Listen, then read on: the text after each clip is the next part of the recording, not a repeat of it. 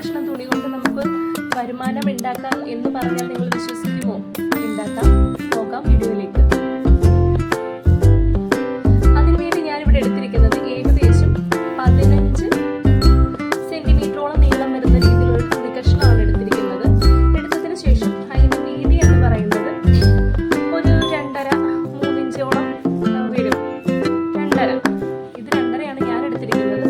നിങ്ങൾക്ക് അത് കൂടുതൽ വേണമെങ്കിൽ അങ്ങനെ എടുക്കാം. എത്ര വലിപ്പം വേണോ അതനുസരിച്ച് എടുക്കാം. ഞാനിവിടെ 2.5യാണ്. ചെറിയ സൈസാണ് ഞാൻ ഉദ്ദേശിച്ചിരിക്കുന്നത്. വലിപ്പം ഒരുപാട് വേണ്ട എന്ന് വിചാരിച്ച് ഏകദേശം 2.5യോളമാണ്. കണ്ടോ? കാണുന്നുണ്ടോ? 2.5. 3 തികച്ചില്ല. പിന്നെ 3 വേണം 4 വേണം ഒക്കെ എടുക്കാം. എത്ര വേണമെങ്കിലും വലിപ്പം കൂട്ടി കുറച്ച് നമുക്ക് ഉപയോഗിക്കാം. അതിനുശേഷം തുണിയെ രണ്ടായിട്ട് മടക്കണം. നല്ല വശം അകത്ത് പോകുന്ന രീതിയിൽ ഇങ്ങനെ മടക്കിയെടുക്കാം. അതിനുശേഷം ഇതിന്റെ ഓരത്തൂടി അരുക്, തേരുവിളമ്പ്, അങ്ങനെ പലതരത്തിൽ പറയാം. എങ്ങനെയാണെന്ന് വെച്ചാൽ നിങ്ങൾക്ക് മനസ്സിലാവുന്ന രീതിയിൽ എടുക്കാം. എടുത്തതിന് ശേഷം ഇതിന്റെ അരികത്തൂടെ തുന്നി പിടിപ്പിക്കണം. നമ്മൾ കൈയാണെങ്കിലും മെഷീൻ മാത്രം ഉണ്ടെങ്കിലേ കാര്യം നടക്കും എന്നൊന്നുമില്ല. നമുക്ക് വീട്ടിലിരുന്ന് ചെയ്യുമ്പോൾ മെഷീൻ തന്നെ വേണമെന്നൊന്നും നിർബന്ധമൊന്നുമില്ല. നമുക്ക് നമ്മുടെ പരിമിതിക്കുള്ളിൽ നിന്ന് 2 രൂപ കൊടുത്തൊരു ചെറിയ സൂചി, ഇതേപോലത്തെ ചെറിയ കൈ സൂചി വാങ്ങിച്ചാൽ തന്നെ നമുക്ക് നടത്തിയെടുക്കാവുന്നതേ ഉള്ളൂ കാര്യം. അതിനുവേണ്ടി തുണിയെ രണ്ടായി മടക്കിയതിന് ശേഷം ഇതിന്റെ ഓരത്തൂടെ ഇങ്ങനെ കൈത്തയ്യലോ അതല്ല കൈത്തയ്യൽ മെഷീനുണ്ട് ഇവിടെ.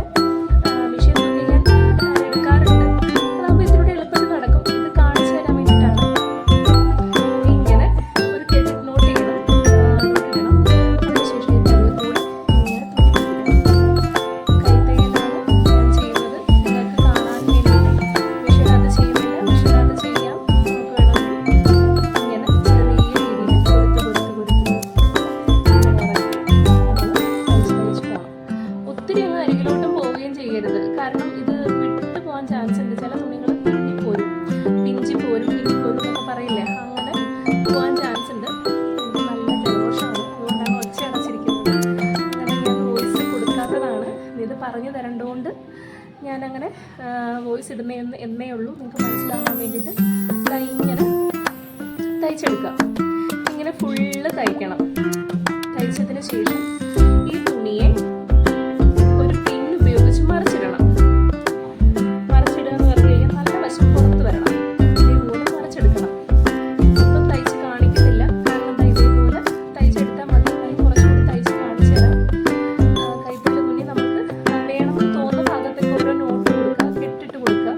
ഇങ്ങനെ നമുക്ക് ആ ഒരു രീതി തന്നെ വേണമെന്നില്ല. ഇങ്ങനെ ഒന്ന് നോട്ടിട്ട് പോവുകയാണെന്നുണ്ടെങ്കിൽ നല്ല ബലത്തിലിരിക്കും, പൊട്ടി പോകില്ല, കുറേ നാൾ നിൽക്കും. 2 ലെയറാണ് ഞാൻ നൂലിട്ടിരിക്കുന്നത്. നിങ്ങൾക്ക് പറയുന്നത് മനസ്സിലാവുമെന്ന് വിചാരിക്കുന്നു. എല്ലാവർക്കും മനസ്സിലാവുന്ന രീതിയിലാണ് ഞാൻ പറയുന്നതെന്നാണ് എൻ്റെ വിശ്വാസം. കണ്ടോ? ഇതേപോലെ അങ്ങനെ അറ്റം വരെ തുന്നിയെടുക്കാം. അത് കുറേ സമയം പിടിക്കും എടുക്കുമ്പോൾ. അപ്പം ഞാൻ ഇവിടെ വെച്ച് കാണിച്ചു തരാം. ഇവിടെ നോട്ടിടുകയാണ് ഞാൻ. ഇതേപോലെ തന്നെ അങ്ങനെ വരെ തയ്ച്ചു എന്ന് വിചാരിച്ചോണ്ടല്ല.